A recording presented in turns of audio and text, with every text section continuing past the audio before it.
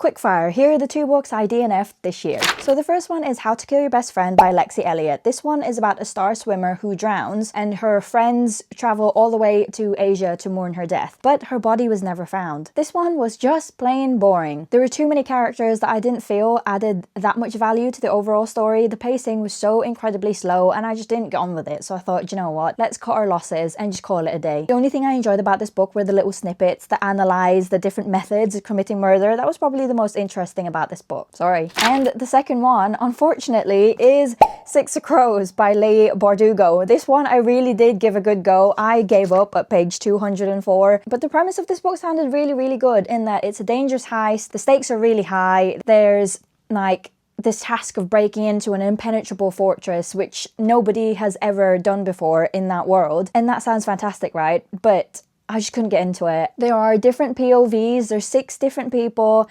and I just felt like it was too disjointed because by the time that you've warmed up to that person, that specific chapter, it moved on to the next.